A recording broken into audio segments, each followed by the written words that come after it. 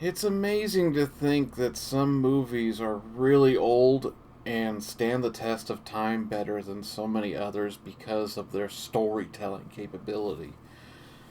It's nice to find a really old film that you really can't remember hearing this story in different iterations in future installments of the horror genre. I don't remember ever hearing a story like this. I've heard one similar to it, but it doesn't feel like someone ever copied this. The Phantom Carriage from 1921. It's strange. It's like a Christmas carol for horror fans. And I say that because what you essentially have is this woman dying in her bed. She's dying of an ailment, and she begs for this one particular man to come to her side, or to come to her bedside. And he's refusing, and while he's in a tussle with these guys who swear that he should go to this woman and they're trying to convince him to go, he gets knocked out with a beer bottle and presumed dead. And then comes the Phantom Carriage with the driver who works for death.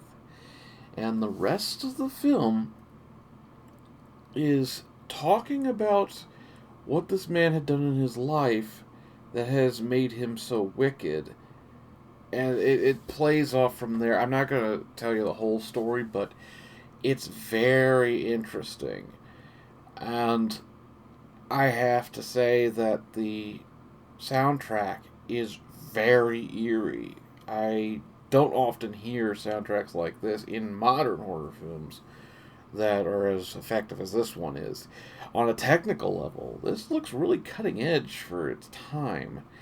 It's, today, it may not seem like much, but just the attention to detail was very, very good. Excuse me.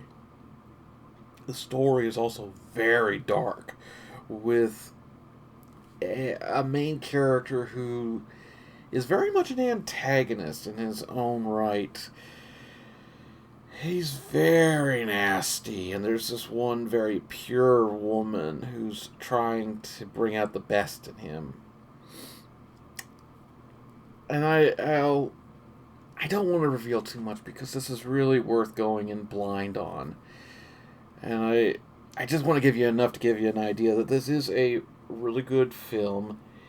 It takes place on New Year's Eve, and the whole story, the backstory behind it is that if someone dies on New Year's Eve, they become the driver of the Phantom Carriage, the carriage of death. So you really don't want to die on midnight on New Year's Eve.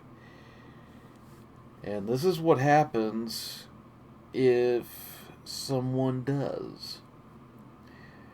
So I would say for the date it was made, it is a very long film as silent films go.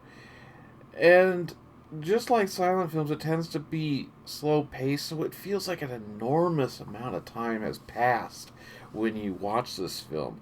But I don't mind because the story is really good, and that creepy atmosphere that's built by the music is really kind of nice. In the aspect that you don't normally associate that with New Year's Eve, and it gives this kind of cold and really just I'm trying to think. Cold and creepy would probably be the best way to put it. That kind of vibe follows you through this, and I don't mind that at all. And it does manage to get some really good performances. Well, I really did like this film. I particularly wanted to see this because, well, actually, I'll get to that in a moment. First, I'm giving this one a 9.5 out of 10. And for something made nearly 100 years ago to be better than most of the horror films I've watched is really saying something. But the thing I wanted to say for when I was talking about the 31-day challenge is this is a Hall of Famer for the 22 shots of moods and horror. And I believe, was there a silent film that was also in here? There should have been. There should have been. This was a really good watch, and I really enjoyed it. I hope you get the chance to watch it too, because it's worth your time. It's. I'm trying to remember. I believe it was about an hour and 20 minutes long. Like I said, for a silent film, that's pretty long. But I think it's worth it. So if you like a slow burner, I'd say this is a good one.